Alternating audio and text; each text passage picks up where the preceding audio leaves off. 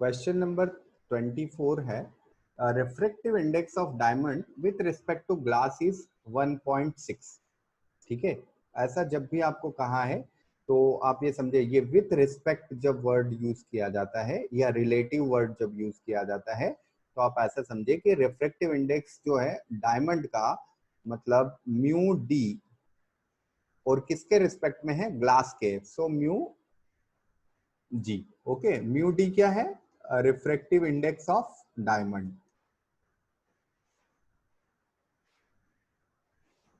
And mu g क्या है? Refractive index of glass. Clear? ये हम लोग नोटेशन यूज कर रहे हैं। कितना दिया है? 1.6। ये जो आपने पूरा पहला सेंटेंस पढ़ा है, ये पहले सेंटेंस को हमने यहाँ मैथमेटिकली लिखा है। Refractive index of diamond with respect to glass is 1.6 and absolute refractive index of glass is 1.5। इसका मतलब ये है कि केवल म्यू जी जो है उसकी वैल्यू 1.5 है। ठीक है, then find out the absolute refractive index of diamond. तो क्या फाइंड करना है आपको? फाइंड करना है म्यू डी, ये आपको फाइंड करना है। तो बिल्कुल सिंपल है, यहाँ पर वैल्यू रख दीजिए। वैल्यू हम रखेंगे तो क्या आएगा? Mu D upon mu G की वैल्यू है 1.5 equal to 1.6। So mu D is equal to 1.6 into 1.5, और ये हो जाएगा 1.6 प्लस 0.8 मतलब 2.4।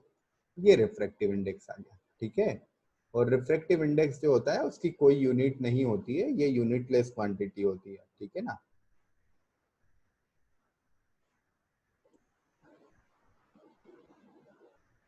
नेक्स्ट क्वेश्चन 25, ये भी बहुत छोटा सा और इजी क्वेश्चन दिख रहा है, इसे भी हम साथ में कर लेते हैं।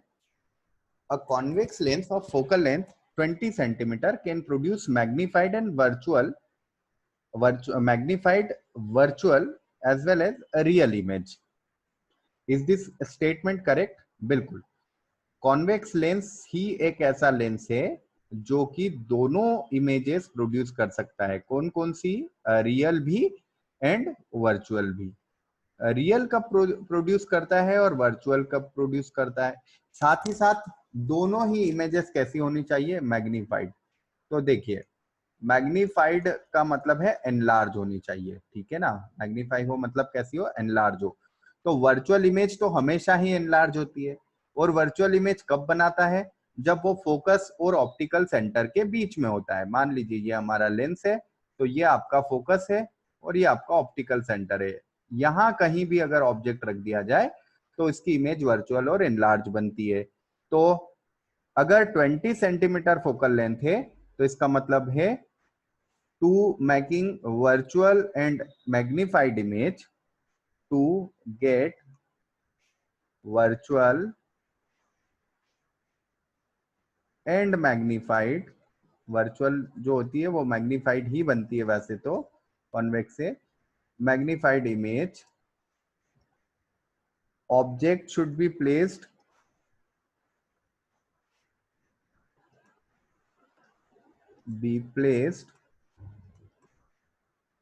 between 0 and 20 centimeter, between